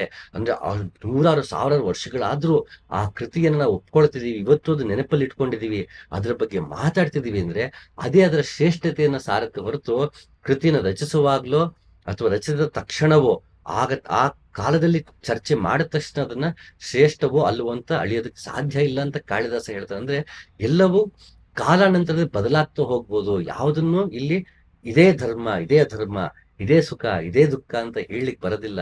ಅದು ವಿವೇಚನೆಗೆ ಬಿಟ್ಟಿರುತ್ತೆ. ಅದ್ರ ಆಚೆ ಒಂದಿದೆ, ಅದು ಸಮಚಿತ್ತತೆಯಿಂದ ವಿಶ್ವ ಸಾಕ್ಷಿಯಾಗಿ ಅಸಂಗನಾಗಿ ನೋಡುವಂತಹ ಸ್ಥಿತಿ. ಅಲ್ಲಿ ಧರ್ಮ ಅಧರ್ಮ ಇಲ್ಲ, ಸುಖ ದುಃಖ ಇಲ್ಲ, ಅಲ್ಲಿರುವುದು ಹಿತ ಮತ್ತೆ ಅಹಿತ. ಅದು ಯಾರ್ದು? ಸಮಾಜದ ಹಿತ ಮತ್ತೆ ಸಮಾಜದ ಅಹಿತವಾದಂಥದ್ದು. ಸಮಾಜಕ್ಕೆ ಶಾಂತಿ ನೆಮ್ಮದಿಯನ್ನು ನೀಡುವಂತಹ ಕರ್ಮಗಳು ವಿಹಿತವಾದದ್ದು, ಸಮಾಜಕ್ಕೆ ಶಾಂತಿ ನೆಮ್ಮದಿ ನೀಡದಿರುವುದು ವಿಹಿತವಲ್ಲದೆ ಇರುವಂತಹ ಕರ್ಮ ಅಂತ ನಾವು ನೋಡೋದು ಯಾವಾಗ ಸಾಧ್ಯ ಅಂದ್ರೆ, ನಾ ಅಸಂಗನಾದಾಗ, ನಾನು ಜಾತಿ ಧರ್ಮ ಮತಗಳನ್ನ ಮೀರಿದಾಗ, ಇಂದ್ರಿಯಗಳು ನಾನಲ್ಲ, ಮನಸ್ಸು ಬುದ್ಧಿ ಅಹಂಕಾರ ನಾನಲ್ಲ ಅಂತ ತಿಳ್ಕೊಂಡಾಗ, ನಾನು ಎಲ್ಲರೊಳಗೊಂದಾಗು ಮಂಕುತಿಮ್ಮ ಆಗ್ತೀನಿ, ವಿಶ್ವಮಾನವನಾಗ್ತೀನಿ. ಆಗ ಸಮಾಜದ ಹಿತಕ್ಕಾಗಿ ನಾನು ದುಡಿತಾ ಹೋಗ್ತೀನಿ. ನೀನು ಎಲ್ಲದರ ದ್ರಷ್ಟನಾಗಿರುವೆ, ನೀನು ಸರ್ವದಾ ಮುಕ್ತನು. ನಿಜವಾಗಿ ಹೇಳುವುದಾದರೆ ನೀನು ನಿನ್ನನ್ನು ಬೇರೆಯವನಂತೆ ನೋಡುತ್ತಿರುವೆ, ವಾಸ್ತವದಲ್ಲಿ ನೀನು ದ್ರಷ್ಟ ಮಾತ್ರನಾಗಿರುವೆ. ಈ ತಪ್ಪು ತಿಳುವಳಿಕೆಯೇ ನಿನಗೆ ಬಂಧನವಾಗಿದೆ. ಸಾಮಾನ್ಯ ಮುಕ್ತ ಮತ್ತೆ ಬಂಧನ ಅಂದ ತಕ್ಷಣ ಅಷ್ಟಾವಕ್ರ ಗೀತೆಯಲ್ಲಿ ನಾನು ಯಾವಾಗ್ಲೂ ಲಿಬರೇಟೆಡ್ ಅಂತ ಅನ್ಕೊಂಡ್ಬಿಡ್ತೀವಿ. ಹಾಗೆ ನಾನು ಮೋಕ್ಷವೇ ಸಾಧಿಸ್ಬಿಟ್ಟಿದೀನಿ ಅಂತಲ್ಲ ಅರ್ಥ. ನಾನು ಈ ಅಧರ್ಮ, ಧರ್ಮ, ಸುಖ ದುಃಖಗಳಿಂದ ಬಂಧ ಮುಕ್ತನಾಗಿದ್ದೇನೆ. ಹುಟ್ಟು ಸಾವಿನಿಂದ ಬಂಧ ಮುಕ್ತನಾಗಿಲ್ಲ. ಈಗಲೂ ಹುಟ್ಟು ಸಾವು ಆಗ್ತಾನೆ ಇದೆ. ನಾನು ಬಂಧನ ಅಂದ್ರೆ ನನಗೊಂದು ಆಬ್ಲಿಗೇಷನ್ ಅಂತ. ಇಲ್ಲಿ ಮುಕ್ತ ಅಂದ್ರೆ ವಿತೌಟ್ ಆಬ್ಲಿಗೇಷನ್, ಬಂಧ ಅಂದ್ರೆ ಇಲ್ಲಿ ವಿತ್ ಆಬ್ಲಿಗೇಷನ್. ನನಗೆ ಇಲ್ಲಿ ಆಬ್ಲಿಗೇಷನ್ ಇದೆ. ಹೀಗ್ ಮಾಡ್ಬೇಕು, ಹೀಗ್ ಮಾಡಬಾರ್ದು, ಹೀಗೆ ಯೋಚಿಸ್ಬೇಕು, ಹಾಗೆ ಯೋಚಿಸ್ಬಾರ್ದು. ನಾನು ಮುಸಲ್ಮಾನಾಗಿದ್ದೀನಿ ಅಂದ ತಕ್ಷಣ ನಾನು ಕುರಾನನ್ನೇ ಒಪ್ಬೇಕು, ನಾನು ಕ್ರಿಶ್ಚಿಯನ್ ಅಂದ ತಕ್ಷಣ ಬೈಬಲ್ನೇ ಒಪ್ಬೇಕು, ನಾನು ಹಿಂದೂ ಅಂದ ತಕ್ಷಣ ಗೀತೆಯನ್ನು ಒಪ್ಬೇಕು. ಇದನ್ನ ಆಬ್ಲಿಗೇಷನ್ ಆಗ್ಬಿಟ್ಟಿರುತ್ತೆ. ಈ ಆಬ್ಲಿಗೇಷನ್ ನಾನು ಮುಕ್ತನಾಗಬೇಕು ಅಂದ್ರೆ ನಾನು ಯಾವಾಗ ಹಿಂದೂವೂ ಅಲ್ಲ, ಮುಸಲ್ಮಾನ್ ಅಲ್ಲ, ಕ್ರಿಶ್ಚಿಯನ್ ಅಲ್ಲ, ಸಿಖ್ ಅಲ್ಲ, ನಾನು ಜೈನನಲ್ಲ, ಯಾವುದಕ್ಕೂ ನಾನಲ್ಲ, ನಾನಪ್ಪ ಅಸಂಗ ಸಾಕ್ಷಿ ಚೇತನ ಅಂದ ತಕ್ಷಣ ನಾನು ಎಲ್ಲ ಧರ್ಮದ ಸಾರವನ್ನು ತಗೋತೀನಿ. ನಾನು ಕಬೀರ್ ದಾಸು ತಗೋತೀನಿ, ಓಮರ್ ಖಯಾಮ್ನು ತಗೋತೀನಿ, ಜಲಾಲುದ್ದೀನ್ ರೂಮಿನ ತಗೋತೀನಿ, ಬುಲ್ಲೆ ಶಾನ ತಗೋತೀನಿ, ನಾನು ಅಕ್ಕ ಮಹಾದೇವಿನ ತಗೋತೀನಿ, ಪುರಂದರದಾಸನ ತಗೋತೀನಿ, ಲಲ್ಲೇಶ್ವರಿ, ಕುಬ್ಜಿಕಾ ಎಲ್ಲದರಿಂದಲೂ ತಗೋತೀನಿ. ನಾನು ಈ ಕಡೆ ಗಾಂಧೀಜಿನ ತಗೋತೀನಿ, ಅಂಬೇಡ್ಕರಿನ ತಗೋತೀನಿ. ನನಗಲ್ಲಿ ಎಡ ಬಲದ ವಿವೇಚನೆ ಇರೋದಿಲ್ಲ. ನನಗೆ ಎಲ್ಲರಿಂದಲೂ ನಾನು ಸಾರವನ್ನ ಪಡಿತೀನಿ. ನಾನು ಈಗಿನ ಕಾಲಕ್ಕೂ ಧರ್ಮ ಅಧರ್ಮಕ್ಕಿಂತ ಎಡ ಬಲ ಅನ್ನೋ ತರ ಯೋಚನೆ ಮಾಡುವಂತ ಪರಿಸ್ಥಿತಿ ಬಂದ್ಬಿಟ್ಟಿದೆ ಇವತ್ತು. ಬಹುಶಃ ಇವತ್ತು ಅಷ್ಟವಕ್ರ ಬದುಕಿದ್ರೆ ಇನ್ನು ಎಡ ಪಂಥವೂ ಅಲ್ಲ, ಬಲ ಪಂಥವೂ ಅಲ್ಲ ಅಂತ ಬರೀತಿದ್ನೇನೋ. ಆ ಮಟ್ಟಿಗೆ ನಾವಿವತ್ತು ಇವೆರಡೇ ವ್ಯೂ ಪಾಯಿಂಟ್ ಅಲ್ಲಿ ನೋಡುವಂತ ಮನಸ್ಥಿತಿ ನಮ್ಮದಾಗ್ಬಿಟ್ಟಿದೆ. ಇದರ ಆಚೆ ಇರುವಂತಹ ದೃಷ್ಟಿಕೋನ ಏನಿದೆ ಅದು ಸಮಗ್ರವಾಗಿ ನೋಡುವಂತಹ ದೃಷ್ಟಿಕೋನ, ಸ್ವತಂತ್ರವಾದ ಚಿಂತನೆ ಇವತ್ತು ಬರಬೇಕಾಗಿದೆ. ಅದು ಬರಬೇಕು ಅಂದ್ರೆ ನಾನು ಯಾವ ಧರ್ಮ, ಜಾತಿ, ಮತಗಳಿಗೆ ಸೇರಿದವನಲ್ಲ, ಇಂದ್ರಿಯಗಳಿಗೆ ಸೇರಿದವನಲ್ಲ, ಮನಸ್ಸು, ಬುದ್ಧಿ, ಅಹಂಕಾರಕ್ಕೆ ಸೇರಿದವನಲ್ಲ ಅನ್ನೋ ಅರಿವು ಬರಬೇಕು. ಇದೆಲ್ಲವೂ ನನಗೆ ಬಂಧನ. ಆದ್ರೆ ಮನಸ್ಸು ಯಾವುದಕ್ಕೂ ಅಂಟಿಕೊಂಡಿಲ್ಲದೆ ಮುಕ್ತವಾಗಿದೆ ಅಂತ ಹೊರತು ಹುಟ್ಟು ಸಾವಿನಿಂದ ಮುಕ್ತವಾಗಿಲ್ಲ. ಯಾಕೆ ನಾನು ಪದೇ ಪದೇ ಹುಟ್ಟಿ ನಾನು ಬರ್ತಾನೆ ಇದ್ದೀನಿ, ಪದೇ ಪದೇ ಸಾಯ್ತಾ ಇದ್ದೀನಿ, ಕರ್ಮಗಳು ಮಾಡ್ತಾ ಇದ್ದೀನಿ, ಫಲಗಳನ್ನ ಅನುಭವಿಸ್ತಾ ಇದ್ದೀನಿ. ಇಲ್ಲಿ ನೀನು ಮುಕ್ತನೆಂದರೆ ಮುಕ್ತ, ನೀ ಬಂಧನ ಅನ್ಕೊಂಡು ಬಂಧನ ಅನ್ನೋದು ಅರ್ಥ ಈ ವಿಷಯಗಳಿಂದ ಮುಕ್ತ ಮತ್ತೆ ಬಂಧನ ಹೊರತು ಹುಟ್ಟು ಸಾವಿನ ಸರಪಣಿಯ ಮುಕ್ತಿ ಬಂಧನ ಬಗ್ಗೆ ಅಷ್ಟವಕ್ರ ಇಲ್ಲಿ ಹೇಳ್ತಾ ಇಲ್ಲ. ನಾವಾಗಿ ಅಷ್ಟವಕ್ರ ಓದ್ಕೊಂಡ್ಬಿಟ್ಟಾಗ ಮತ್ತೆ ಮುಕ್ತ ಮತ್ತೆ ಬಂಧನವನ್ನ ಯಥಾರ್ಥವಾಗಿ ನಾನು ಅರ್ಥ ಮಾಡ್ಕೊಳಕ್ ಹೋಗ್ಬಿಟ್ಟಾಗ ಆಗ ನಾನು ಲಿಬರೇಟೆಡ್ ನಾನು ಜೀವನ್ ಮುಕ್ತನೇನ ಅಂತ ಕೇಳಕ್ಕಾಗಲ್ಲ. ಅವನಿಲ್ಲಿ ಜೀವನ್ ಮುಕ್ತ ಪದವನ್ನೇ ಬಳಸಲ್ಲ, ಮತ್ತವನು ಆನಂದವಾಗಿರುವಂತ ಸುಖಿಯಾಗಿರು ಅಂತ ಹೇಳ್ತಾ ಇದ್ದಾನೆ. ಇಲ್ಲೆಲ್ಲೂ ಆನಂದದ ಬಗ್ಗೆ ಮಾತಾಡಲ್ಲ ಅಷ್ಟವಕ್ರ. ಯಾಕೆಂದ್ರೆ ಇನ್ನು ನನ್ನ ಅರಿವು ನನಗೆ ಸಿಕ್ಕಿಲ್ಲ, ಹುಟ್ಟು ಸಾವುಗಳ ಸರಪಳಿಯಿಂದ ನಾನು ಬಿಡುಗಡೆ ಹೊಂದಿಲ್ಲದೆ ಇರೋದ್ರಿಂದ. ಇಲ್ಲಿ ಮುಕ್ತ ಅಂದ್ರೆ ಈ ಬಂಧನಗಳಿಂದ, ಆಬ್ಲಿಗೇಷನ್ಗಳಿಂದ ಆತ್ಮವು ಮುಕ್ತವಾಗಿದೆ. ಇಲ್ಲಿ ಬಂಧನ ಅಂದ್ರೆ ಇದೆಲ್ಲವೂ ಧರ್ಮ, ಅಧರ್ಮ, ಸುಖ ದುಃಖಗಳ ಬಂಧನದಲ್ಲಿ ಸಿಲುಕಾಕೊಂಡಿದೆ. ಇದರಿಂದ ಮುಕ್ತನೇ ಹೊರತು ಆತ್ಮ ಜೀವನ್ ಮುಕ್ತ ಅಂತ ಏನು ಹೇಳ್ತೀವಿ ಆ ಕಾಂಟೆಕ್ಸ್ಟ್ ಅಲ್ಲಿ ಅಷ್ಟವಕ್ರ ಹೇಳ್ತಿಲ್ಲ. ನೀನು ಎಲ್ಲದರ ದ್ರಷ್ಟನಾಗಿರುವೆ, ನೀನು ಸರ್ವದಾ ಮುಕ್ತನು. ನಿಜವಾಗಿ ಹೇಳುವುದಾದರೆ ನೀನು ನಿನ್ನನ್ನು ಬೇರೆಯವನಂತೆ ನೋಡುತ್ತಿರುವೆ. ನಾನು ವಿಶ್ವಸಾಕ್ಷಿಯಾಗಿದ್ದೀನಿ, ಎಲ್ಲವನ್ನೂ ದ್ರಷ್ಟಾರನ್ನ ನೋಡುಗನು ಅಂತ ಹೇಳ್ತಾ ಇದೆ. ಯಾಕೆ ನೋಡುಗನು, ಯಾಕೆ ಮುಕ್ತನಾಗಿದ್ದೀನಿ, ಇದ್ರ ಅರ್ಥ ಆದ್ರೂ ಏನು ಅಂತ ನಾವು ಯೋಚನೆ ಮಾಡ್ಬೇಕು. ಈಗ ಉದಾಹರಣೆಗೆ ನೀರನ್ನ ತಗೋಣ. ನೀರು ಶುದ್ಧವೂ ಅಲ್ಲ, ಕಲುಷಿತವೂ ಅಲ್ಲ, ಅದಕ್ಕೆ ಬಣ್ಣವೂ ಇಲ್ಲ, ಏನೂ ಇಲ್ಲ, ಅದಕ್ಕೆ ರುಚಿನೂ ಇಲ್ಲ, ಅದಕ್ಕೆ ಆಯುರ್ವೇದಿಕ್ ಕ್ವಾಲಿಟೀಸು ಇಲ್ಲ, ಏನೂ ಇಲ್ಲ. ಅದು ನೀರು. ನೀರಿನ ನಿಜವಾದ ಗುಣ ಏನು, ಅದು ಗ್ರಾವಿಟಿ ಕಡೆಗೆ ಹರಿದು ಹೋಗ್ತಾ ಇರುತ್ತೆ. ಅದನ್ನು ಯಾವುದಕ್ಕೆ ಹಾಕಿದ್ರು ಆ ರೂಪವನ್ನ ಪಡ್ಕೊಳತ್ತೆ ಹೊರತು ತನ್ನದೇ ಆದ ಆಕಾರ ಇಲ್ಲ. ಮಡಿಕೆ ಹಾಕಿದ್ರೆ ಮಡಿಕೆ, ಲೋಟಕ್ಕೆ ಹಾಕಿದ್ರೆ ಲೋಟಕ್ಕೆ, ಎಲ್ಲೇ ಇರೋದು ಆ ಆಕಾರವನ್ನ ಪಡೆಯುತ್ತೆ. ಎಲ್ಲೇ ಹೊರದು ಸಮನಾಗಿರುತ್ತೆ. ಎಲ್ಲ ಕಡೆ ಸಮನಾಗಿರಕ್ಕೆ ಇಷ್ಟಪಡುತ್ತೆ. ಅದು ಸಮುದ್ರದಲ್ಲಿದ್ದಾಗ ಸಮುದ್ರಕ್ಕೆ ಸಮನಾಗಿರುತ್ತೆ. ನೀರು ಅದನ್ನ ಯಾವತ್ತಿಂಗ್ ಅಡ್ಡಡ್ಡ ಸ್ಲ್ಯಾಂಟ್ ಆಗಿಲ್ಲ ಇರಲ್ಲ ನೀರು. ಅದು ಎಲ್ಲೇ ಇದ್ರು ಕೊಡಕ್ ಹಾಕಿದ್ರು ಮತ್ತೆ ಸಮನಾಗಿರುತ್ತೆ. ಅದರ ಗುಣಗಳೇ ಬೇರೆ. ಇದು ಅದ್ರ ಮೇಲೆ ಹೇರಲ್ಪಟ್ಟಿರೋ ಗುಣಗಳು ಯಾವುದು, ಅದರ ರುಚಿ, ಅದಕ್ಕೆ ಬಣ್ಣ, ಮತ್ತದು ಶುದ್ಧವೋ ಅಶುದ್ಧವೋ, ಅದರಲ್ಲಿ ಆಯುರ್ವೇದಿಕ್ ಅಂದ್ರೆ ಗುಣಪಡಿಸುವ ಅದರ ಲಕ್ಷಣಗಳ ಇದೆಯೋ ಇರುವುದು ಹೇರಲ್ಪಟ್ಟಿರುವುದು. ಹೇಗದು ಒಂದು ನದಿ ಹಿಮಾಲಯದಿಂದ ಹೊರಟಿದ್ರೆ ಅದರ ಆ ನೀರಲ್ಲಿ ಇರುವ ಗುಣಲಕ್ಷಣಗಳು ಬೇರೆ ಆದ್ರೆ, ಮಲೆನಾಡಲ್ಲಿ ಹೊರಟಂತಹ ನದಿ ಅದರ ಗುಣಲಕ್ಷಣಗಳು ಬೇರೆ.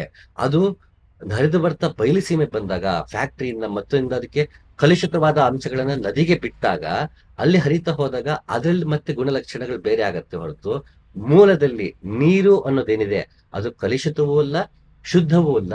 ಅದರ ಮೇಲೆ ಹೇರಲ್ಪಟ್ಟಿದೆ. ಅದಕ್ಕೆ ಯಾವ ಬಣ್ಣ ಹಾಕೋದು ಬಣ್ಣದಲ್ಲಿರುತ್ತೆ. ಆದ್ರೆ ನೀರಿಗೆ ತನ್ನದೇ ಅಂತ ಬಣ್ಣ ಇಲ್ಲ. ಆ ಬಣ್ಣವನ್ನ ತೆಗೆದ್ಬಿಟ್ರು ಅದು ನೀರಾಗಿ ಉಳಿಯುತ್ತೆ. ಅದಕ್ಕೆ ಬಣ್ಣ ಹಾಕಿದ ತಕ್ಷಣ ಪರ್ಮನೆಂಟ್ ಆಗಿ ಉಳ್ಕೊಳ್ಳಲ್ಲ. ಬಣ್ಣವನ್ನ ತೆಗಿಬಹುದು. ಹೇಗೆ ಬಣ್ಣವನ್ನ ಹಾಕಬಹುದು, ಬಣ್ಣವನ್ನ ತೆಗಿಬಹುದು. ಹೇಗೆ ರುಚಿಯನ್ನ ಹಾಕಬಹುದು, ನಾವು ರುಚಿಯನ್ನ ತೆಗಿಬಹುದು. ಹೇಗೆ ಒಂದು ಅಂಶವನ್ನ ಅದಕ್ಕೆ ಹಾಕ್ಬೋದು, ಅದಕ್ಕೆ ಕೆಟ್ಟ ಅಂಶ ಹಾಕಬಹುದು, ತೆಗಿಬಹುದು. ಅದಕ್ಕೆ ಕೆಟ್ಟ ಅಂಶ ಒಳ್ಳೆ ಅಂಶ ಅನ್ನೋದು ಇರೋದಿಲ್ಲ. ಈಗ ನಾನು ನೀರನ್ನ ಅವಲಂಬಿಸಿ ಬದುಕಿದ್ದೇನೆ, ಸೊಳ್ಳೆಯೂ ನೀರನ್ನ ಅವಲಂಬಿಸಿ ಬದುಕಿದೆ. ನಾನು ಆ ನೀರನ್ನ ಕುಡಿದಾಗ ನನಗೆ ಅನಾರೋಗ್ಯ ಆಗತ್ತೆ ಅಂತ ನಾನದು ಕಲುಷಿತ ಅಂತೀನಿ ಹೊರತು, ನಾನು ನೀರಿನ ಮೇಲೆ ಹೇಗೆ ಅವಲಂಬಿಸಿದೀನೋ ನೀರಿನಲ್ಲೂ ಕ್ರಿಮಿಕೀಟಗಳು ನೀರನ್ನ ಅವಲಂಬಿಸಿದೆ. ನನಗದ ಆರೋಗ್ಯಕ್ಕೆ ಕೆಡಕಾಗತ್ತೆ ಅಂತ ನಾನು ಅದನ್ನ ಅಶುದ್ಧಿ ಅಂತ ಹೊರತು, ನೀರು ಅಶುದ್ಧಿಯೂ ಅಲ್ಲ ಶುದ್ಧಿಯೂ ಅಲ್ಲ. ನಾನು ಮನುಷ್ಯ ಅವಲಂಬಿಸಿರೋ ಹಾಗೆ, ಪ್ರಾಣಿಗಳು ನೀರನ್ನ ಅವಲಂಬಿಸಿರೋ ಹಾಗೆ, ನೀರಿನಲ್ಲಿರುವ ಕೀಟಗಳು ನೀರನ್ನ ಅವಲಂಬಿಸಿದೆ ಅಷ್ಟೇ. ನಾನು ನೀರು ಕುಡಿದು ಬದುಕ್ತೀನಿ, ಸೊಳ್ಳೆಗಳು ನೀರಲ್ಲೇ ಮೊಟ್ಟೆ ಹಾಕಿ ಬದುಕುತ್ತೆ. ಅದು ನನ್ನ ಆರೋಗ್ಯ ಕೆಡೋದ್ರಿಂದ ನಾ ಅದನ್ನ ಅಶುದ್ಧಿ ಅಂತೀನಿ ಹೊರತು, ನೀರು ಅಶುದ್ಧವೂ ಅಲ್ಲ ಶುದ್ಧವೂ ಅಲ್ಲ. ನನಗೆ ಅದು ಹಾನಿಕರ ಆದಾಗ ಅದು ಅಶುದ್ಧ, ನನಗದು ಒಳಿತು ಮಾಡುವಾಗ ಅದು ಶುದ್ಧ. ಈಗ ಬೇಳೆ ಅಂತ ಅನ್ಕೋಣ, ಈಗ ನಾನು ಭತ್ತ ಹಾಕಿರ್ತೀನಿ, ಅದಕ್ಕೆ ಹುಳ ಬಂತ, ರೋಗ ಬಂತು ಅಂತ ಅದಕ್ಕೆ ಸಿಂಪಡಿಸ್ತೀವಿ. ಆದ್ರೆ ಅಕ್ಕಿ ವ್ಯೂ ಪಾಯಿಂಟ್ ಅಲ್ಲಿ ನೋಡಿದಾಗ ಅದಕ್ಕೆ ಕ್ರಿಮಿಕೀಟಗಳು ಅದಕ್ಕೆ ಹಾನಿಕರವೇ, ಮನುಷ್ಯನ ಹಾನಿಕರವೇ. ಯಾಕೆಂದ್ರೆ ಮನುಷ್ಯ ಬೆಳೆಸ್ತಾನೆ, ಬೆಳೆಸ್ಬಿಟ್ಟು ಸುಮ್ನೆ ಬಿಟ್ಟಿಲ್ಲ. ಅದು ಭತ್ತ ಕಡ್ದು ಬಿಡ್ತಾನೆ, ಆ ಕಟಾವ್ ಮಾಡೋದನ್ನ ಬಳಸ್ಬಿಡ್ತಾನೆ. ಅದು ಹಣ್ಣಾಗ್ಬೋದು, ಮತ್ತೊಂದಾಗ್ಬೋದು, ಅವನದನ್ನ ಏನೇ ಬೆಳೆಸಿದ್ರು ಅದನ್ನ ಅವನು ಕಡದದನ್ನ ಸೇವಿಸ್ತಾನೆ. ಪ್ರಾಣಿಗಳು ಏನ್ ಮಾಡುತ್ತೆ, ಕ್ರಿಮಿಕೀಟ ಏನ್ ಮಾಡುತ್ತೆ, ಅದು ಬಂದು ಅದನ್ನ ತಿನ್ಕೊಂಡು ಹೋಗುತ್ತೆ. ಈಗ ಕೋತಿ ಕೂಡ ಹಣ್ಣನ್ನು ತಿನ್ನುತ್ತೆ, ನಾನು ಹಣ್ಣನ್ನು ತಿಂತೀನಿ. ಕಾಡಲ್ಲಿ ಯಾವ್ದೋ ಒಂದು ಹಣ್ಣನ್ನ ತಿಂತಾ ಇದ್ರೆ ಕೋತಿ, ನಾನು ಅದಕ್ಕೆ ತಲೆ ಕೆಡ್ಸ್ಕೊಳಕ್ ಹೋಗಲ್ಲ, ನಂಪಾಡ್ಗಿರ್ತೀನಿ. ನಾನು ಬೆಳೆದ ಮರದಲ್ಲಿ ಕೋತಿ ಕಿತ್ಕೊಂಡಾಗ ನಮ್ಗೆ ನನ್ ತೋಟದ ಕೋತಿ ಕಾಟ ಅಂತೀವಿ. ಕೋತಿ ಕಾಟ ಯಾಕೆ ಅಂದ್ರೆ ನನ್ನ ಹಣ್ಣನ್ನ ತಿಂತಿದೆ. ಅದು ಕೋತಿ ಕಾಟವಲ್ಲ ಏನಿಲ್ಲ, ಅದು ಹಣ್ಣನ್ನ ಅವಲಂಬಿಸಿದೆ, ನಾನು ಹಣ್ಣನ್ನ ಅವಲಂಬಿಸಿದೀನಿ. ಒಂದೇ ಮರದಿಂದ ಇಬ್ರು ಸೇವಿಸ್ತಿದೀವಿ, ಹಾಗಾಗಿ ಕೋತಿ ಕಾಟ. ಕಾಡಲ್ಲಿ ಯಾವ್ದೋ ಒಂದು ಮರದಲ್ಲಿ ಹಣ್ಣು ತಿಂತಿದ್ರೆ ಅದು ಕೋತಿ ಕಾಟ ಆಗಲ್ಲ. ಅಂದ್ರೆ ಇದು ಮನಸ್ಥಿತಿ ಮತ್ತು ಪರಿಸ್ಥಿತಿಯ ಮೇಲೆ ನಿರ್ಧಾರಿತವಾಗಿದೆ, ಕೋತಿ ಕಾಟುವಲ್ಲು ಅಂತ. ಇಲ್ಲಾಂದ್ರೆ ನಾವೇ ಹಣ್ಣುಗಳು ತಗೊಂಡಾಗ ದೇವಸ್ಥಾನಕ್ಕೆ ಹೋದಾಗ ಹಣ್ಣುಗಳು ತಗೊಂಡ್ ನಾವೇ ಕೊಡ್ತೀವಿ ಹಣ್ಣಿಗೆ, ಕೋತಿಗೆ ಹಣ್ಣು ತಗೋ ಅಂತ ಕೊಡ್ತೀವಿ. ನಾವೇನೋ ಊಟ ತಗೊಂಡು ಹೋಗ್ತಿರ್ತೀವಿ, ನಾಯಿ ಕಿತ್ಕೊಳಕ್ ಬಂದ್ರೆ ಅದನ್ನ ಬೇಡ ಅಂತ ನಾವು ಅದನ್ನ ಸರಿಸ್ತೀವಿ, ನೀವು ಹಚ್ಚ ಅಂತ ನಾಯಿನ ಓಡಿಸ್ತೀವಿ. ಅದೇ ನಾವು ಕೈಯಲ್ಲಿ ಬಿಸ್ಕೆಟ್ ಇಟ್ಕೊಂಡು ಹೋಗಿ ನಾಯಿಗೆ ಹಾಕ್ತಿವಿ, ಆಗ ನಾವು ನಾಯಿನ ಕರಿತೀವಿ. ನಾವೇ ತಿನ್ನಕ್ ಕೂತಿದ್ದಾಗ ಕಾಗೆ ಬಂದ್ರೆ ಓಡಿಸ್ತೀವಿ, ಅದೇ ನಾವು ಪಿಂಡ ಪ್ರದಾನ ಮಾಡ್ಬೇಕಾದ್ರೆ ಕಾಗೆನೆ ಕರಿತೀವಿ. ಅಂದ್ರೆ ಇದು ನಮ್ಮ ದೃಷ್ಟಿಕೋನಕ್ಕೆ ಬಿಟ್ಟಿರುತ್ತೆ. ಇಲ್ಲಿ ಯಾವುದು ಸರಿಯಲ್ಲ, ಯಾವುದು ತಪ್ಪಲ್ಲ, ನಮ್ಮ ದೃಷ್ಟಿಕೋನಕ್ಕೆ ಬಿಟ್ಟಿರೋದ್ರಿಂದ. ಹಾಗಾಗಿ ಇಲ್ಲಿ ಅವನು ಅಷ್ಟವಕ್ರ ಹೇಳ್ತಾನೆ, ಇನ್ನು ಸಾಕ್ಷಿ ಚೇತನ ಇದು ಯಾವುದಕ್ಕೂ ಸಂಬಂಧ ಇಲ್ಲ, ಇದೆಲ್ಲ ಮನಸ್ಸು ಬುದ್ಧಿ ಅಹಂಕಾರಕ್ಕೆ ಬಿಟ್ಟಿದ್ದು. ಕಾಗೆ ನನ್ನ ಆಹಾರವನ್ನ ಕಾಗೆ ತಿನ್ನಬೇಕಾ ಬೇಡವಾ ಅನ್ನೋದು ಅವತ್ತಿನ ಶ್ರಾದ್ದ ಆಚರಿಸಿದಿನ ಇಲ್ವಾ ಅನ್ನೋದ್ರ ಮೇಲೆ ಡಿಪೆಂಡ್ ಆಗುತ್ತೆ. ಆಯ್ತಪ್ಪ, ನಾನು ದಿನ ಸ್ವಲ್ಪ ಕಾಗೆ ಊಟ ಹಾಕ್ತೀನಲ್ಲ, ನನ್ನದ್ರಲ್ಲಿ ಸ್ವಲ್ಪ ಕಾಗೆಗೆ ಅಂತ ಮಾಡಿದೀನಿ, ಅದನ್ನ ಕೊಡ್ತೀನಿ ಕಾಗೆ ಹೊರ್ತು ನನ್ನ ಊಟವನ್ನೇ ಕಾಗೆ ಕೊಟ್ಟಿಲ್ಲ. ಆ ಸ್ವಲ್ಪ ಕೊಟ್ಟು ಬರ್ತೀನಿ, ನನ್ ತಟ್ಟೆಗೆ ಕೈ ಹಾಕಕ್ ಬಂದ್ರೆ ಕಾಗೆ ಮತ್ತೆ ನಾ ಓಡಿಸ್ತೀನಿ. ಅವಾಗ ನಿಂಗೆ ಸಪ್ರೇಟ್ ಹಾಕಿಲ್ವಾ ಮತ್ತೆ ನನ್ ತಟ್ಟೆಗೆ ಬರೋದು ಅಂತ ಕಾಗೆನ ಕೇಳ್ತೀವಿ. ಹಾಗೆ ಇದೆಲ್ಲವೂ ಮನಸ್ಸು ಬುದ್ಧಿ ಅಹಂಕಾರಕ್ಕೆ ಬಿಟ್ಟಿದ್ದು, ಆದ್ರೆ ಯಾವುದು ಆತ್ಮಕ್ಕೆ ಸಂಬಂಧವೇ ಇಲ್ಲ. ವಾಸ್ತವದಲ್ಲಿ ನೀನು ದ್ರಷ್ಟ ಮಾತ್ರನಾಗಿರುವೆ, ಈ ತಪ್ಪು ತಿಳುವಳಿಕೆಯೇ ನಿನಗೆ ಬಂಧನವಾಗಿದೆ. ಈ ರೀತಿ ಅನ್ಕೊಳ್ಳೋದು ನನ್ನ ಬಂಧನವಾಗಿದೆ ಎಂದ ಅರ್ಥ. ನಾನು ಆತ್ಮ ಸಾಕ್ಷಿಯಿಂದ ನನ್ನ ಕರ್ಮವನ್ನ ಮಾಡೋದಕ್ಕೆ ಅಡಚಣೆಯಾಗಿದೆ. ಇದು ಪಾಪ ಪುಣ್ಯಗಳಿಂದ ಯೋಚನೆ ಮಾಡೋದ್ರಿಂದ ನಾನು ಪುಣ್ಯವಾದ ಕೆಲಸವನ್ನೇ ಮಾಡ್ತೀನಿ, ಪಾಪವಾದ ಕೆಲಸ ಮಾಡಲ್ಲ ಅಂತ ನನ್ನ ಪ್ರಕಾರ, ಸಮಾಜ ಕೊಟ್ಟಿರೋದ್ರ ಪ್ರಕಾರ ಯಾವ್ದು ಪುಣ್ಯ ಅನ್ಸುತ್ತೋ ಅದನ್ನೇ ಮಾಡ್ತೀನಿ, ಯಾವ್ದು ಪಾಪ ಅನ್ಸುತ್ತೋ ಅದನ್ನ ಮಾಡಕ್ ಹೋಗಲ್ಲ. ಹಾಗೂ ಪಾಪವನ್ನ ಮಾಡ ಮತ್ತೆ ಪ್ರಾಯಶ್ಚಿತ್ತ ಬಗ್ಗೆ ಯೋಚನೆ ಮಾಡ್ತೀವಿ. ಇವೆಲ್ಲ ಮನಸ್ಸು ಬುದ್ಧಿ ಅಹಂಕಾರಕ್ಕೆ ಬಿಟ್ಟಿದ್ದೆ ಹೊರತು ಆತ್ಮದಿಂದವೇ ಕೆಲಸ ಮಾಡೋದು. ನನ್ನ ಆತ್ಮ ಸಾಕ್ಷಿ ಏನ್ ಹೇಳುತ್ತೋ ಹಾಗೇ ಯೋಚನೆ ಮಾಡುವುದು. ನನ್ನ ಆತ್ಮ ಸಾಕ್ಷಿ ಹೇಗೆ ಹೇಳುತ್ತೋ ಹಾಗೆ ನಾನು ಕರ್ಮವನ್ನ ಮಾಡುವುದರಿಂದ ನಾನು ಮುಕ್ತನಾಗಿಲ್ಲ, ನಾ ಬಂಧನಕ್ಕೊಳಗಾಗಿದ್ದೀನಿ. ಅಹಂಕಾರವೆಂಬ ಕೃಷ್ಣ ಸರ್ಪದಿಂದ ಕಚ್ಚಲ್ಪಟ್ಟಿರುವುದರಿಂದ ನೀನು ನಾನು ಕರ್ತ ಎನ್ನುತ್ತಿರುವೆ. ವಿಶ್ವಾಸವೆಂಬ ಅಮೃತವನ್ನು ಕುಡಿದು ನಾನು ಅಕರ್ತ ಎಂದು ಅರಿತು ಸುಖಿಯಾಗಿರು. ಅಹಂಕಾರ ಕೃಷ್ಣ ಸರ್ಪ ಅಂತೆ, ಬ್ಲ್ಯಾಕ್ ಕೋಬ್ರಾ. ಅದೊಂದ್ಸಲಿ ಕಚ್ಬಿಟ್ರೆ ವಿಷ ಹತ್ಬಿಟ್ಟು ನಮಗೆ ಇದಾಗ್ಬಿಟ್ಟಿರ್ತೀವಿ, ನಾನೇ ಮಾಡ್ತಿದ್ದೀನಿ ಅನ್ನೋ ಭಾವ ಇರುತ್ತಂತೆ. ಹಾಗಾಗಿ ಅಹಂಕಾರವೇ ಮನಸ್ಸು ಬುದ್ಧಿ ಅಹಂಕಾರ ನಮ್ಮನ್ನ ಆಡಿಸ್ತಾ ಇದೆ, ನಾನು ಮಾಡ್ತೀನೋ ಭಾವ ತಂದಿದೆ. ಈ ಮೂರನ್ನ ಮೀರಿದಾಗ ಆತ್ಮಸಾಕ್ಷಿಯಿಂದ ಕರ್ಮ ಮಾಡಬಹುದು ಅನ್ನೋದು ಇಲ್ಲಿ ಮೂಲ ಉದ್ದೇಶ. ಇನ್ನು ಮುಂದೆ ಸರಿ ಇದನ್ನ ಆಚರಿಸೋದು ಹೇಗೆ? ಮನಸ್ಸು ಬುದ್ಧಿ ಅಹಂಕಾರ ನಾನಲ್ಲ, ಇಂದ್ರಿಯಗಳು ನಾನಲ್ಲ ಅಂತ ಹೇಳ್ಬಿಟ್ಟ ಅಷ್ಟವಕ್ರ. ಮಾರ್ಗವಿಲ್ಲದೆ ಗುರು ಇಲ್ಲ, ಮಾರ್ಗವಿಲ್ಲದೆ ಉಪದೇಶವಿಲ್ಲ. ಹಾಗಾದ್ರೆ ಇಲ್ಲಿ ಮಾರ್ಗ ಏನು? ಇಲ್ಲಿ ಅದ್ಭುತವಾಗಿ ಸೂಕ್ಷ್ಮವಾಗಿ ಮಾರ್ಗವನ್ನ ಕೊಡ್ತಾನೆ ಅಷ್ಟವಕ್ರ. ನಾವು ಅದನ್ನ ಗಮನಿಸ್ಬೇಕು. ವಿಶ್ವಾಸವೆಂಬ ಅಮೃತವನ್ನು ಕುಡಿದು ನಾನು ಅಕರ್ತ ಎಂದು ಅರಿತು ಸುಖಿಯಾಗಿರು. ಇಲ್ಲಿ ವಿಶ್ವಾಸ ಅಂತ ಹೇಳ್ತಾನೆ, ವಿಶ್ವಾಸವೆಂಬ ಅಮೃತ ಅಂತೆ. ವಿಶ್ವಾಸ ಯಾವ್ದ್ರ ಮೇಲೆ ವಿಶ್ವಾಸ ಇಡಬೇಕು? ನಾವು ವಿಶ್ವಾಸ ಅಂದ ತಕ್ಷಣ ನಂಬಿಕೆ ಅಂತ ಅನ್ಕೋತೀವಿ, ಒಂದ್ರ ಮೇಲೆ ದೃಢವಾದ ನಂಬಿಕೆ ಶ್ರದ್ಧೆ ಇಡದೆ ವಿಶ್ವಾಸ ಅಂತ ನಾವು ಅನ್ಕೋತೀವಿ. ಯಾವ್ದ್ರ ಮೇಲೆ ಇಡಬೇಕು? ಒಂದು ಗುರುವಿನ ಮಾತು ಮೇಲೆ. ಈಗ ನಮ್ಗೆ ಅಷ್ಟಾವಕ್ರ ಗುರು ಅಂದಾಗ ಗುರುವಿನ ಉಪದೇಶದ ಮೇಲೆ ಇಷ್ಟೊತ್ತು ಏನ್ ಹೇಳಿದಾನೆ ಅದ್ರ ಮೇಲೆ ವಿಶ್ವಾಸ ಇಡಬೇಕು. ಆಯ್ತಪ್ಪ, ನಾನು ಮನಸ್ಸು ಬುದ್ಧಿ ಅಹಂಕಾರ ನಾನಲ್ಲ ಅಂತ ವಿಶ್ವಾಸ ಇಟ್ಟು ನಾನು ಅವನು ಹೇಳಿದ ಮಾತನ್ನೇ, ಆ ಉಪದೇಶವನ್ನ ಅಮೃತ ಅಂತ ಸೇವಿಸಿ ನಾನು ಸುಖಿಯಾಗಿರ್ಬೇಕು, ಇದ್ಯಾವುದು ನಾನಲ್ಲ ಅಂತ ನಾನು ಸುಖಿಯಾಗಿದ್ದು ಕರ್ಮವನ್ನ ಮಾಡ್ತಾ ಹೋಗ್ಬೇಕು ಅನ್ನೋದು ಒಂದಾದ್ರೆ, ಇಲ್ಲಿ ವಿಶ್ವಾಸ ಅಂದ್ರೆ ಶ್ವಾಸ, ವಿಶೇಷವಾದ ಶ್ವಾಸ. ಯಾಕೆ ಇಷ್ಟು ದಿನ ನಾವು ಶ್ವಾಸ ಇಲ್ವಾ, ಉಸಿರಾಡ್ತಾನೆ ಇಲ್ವಾ ನಾವು, ಇದಂಗ್ ವಿಶೇಷ ಆಗ್ಬಿಡುತ್ತೆ. ವಿಶೇಷ ಯಾವಾಗ ಆಗತ್ತೆ ಅಂದ್ರೆ ಅರಿವಿನಿಂದ ಉಸಿರಾಡಿದಾಗ, ಉಸಿರಿನ ಕಡೆಗೇ ಗಮನ ಕೊಟ್ಟಾಗ ಅದು ವಿಶ್ವಾಸ. ಮಾಮೂಲಿ ಹೆಂಗಿದ್ದಾಗ ಶ್ವಾಸ ಉಸಿರಾಟ, ಅದೇ ವಿಶ್ವಾಸ ವಿಶೇಷವಾಗುತ್ತೆ ಯಾವಾಗ ಅಂದ್ರೆ ಅರಿವಿನಿಂದ ಉಸಿರಾಡಿದಾಗ, ಉಸಿರನ್ನ ತಗೊಂಡು ಉಸಿರು ಬಿಡುವಾಗ ಅದನ್ನೇ ಗಮನಿಸ್ತಾ ಇದ್ದಾಗ ನನಗೆ ಅರಿವಿಗೆ ಬರುತ್ತೆ. ಏನಂದ್ರೆ ನಾನ್ ನೋಡಿದ್ರೆ ಉಸಿರನ್ನೇ ಗಮನಿಸ್ತಾ ಇದ್ದೀನಿ, ಉಸಿರು ಒಳಗ್ ಹೋಗ್ತಿದೆ, ಉಸಿರು ಹೊರಗ್ ಬರ್ತಿದೆ, ಉಸಿರು ಒಳಗ್ ಹೋಗ್ತಿದೆ, ಉಸಿರು ಹೊರಗ್ ಬರ್ತಿದೆ. ನಾ ಇದನ್ನೇ ಗಮನಿಸ್ತಾ ಇದ್ರು ನನ್ನ ಮನಸ್ಸು ಬೇರೆ ಕಡೆ ಹೋಗ್ತಾ ಇದೆ. ನಾವ್ ಹೇಗೆ ಧಮ್ಮಪದದಲ್ಲಿ ಚಿತ್ತವರ್ಗದಲ್ಲಿ ನೋಡಿದ್ವಿ, ಅದು ಏಕಾಕಿಯಾಗಿ ನಡ್ಕೊಂಡು ಹೋಗ್ತಾ ಇರತ್ತೆ. ನಾನು ಬೇಕು ಅನ್ಲಿ ಬೇಡ ಅನ್ಲಿ, ಇದ್ರ ಬಗ್ಗೆ ಯೋಚನೆ ಮಾಡ್ಲಿ ಅದ್ರ ಬಗ್ಗೆ ಯೋಚನೆ ಮಾಡಿದ್ರು ತನ್ನ ಪಾಡ ತನ್ನ ಯೋಚನೆ ಮಾಡ್ತಿದ್ಯಲ್ಲ.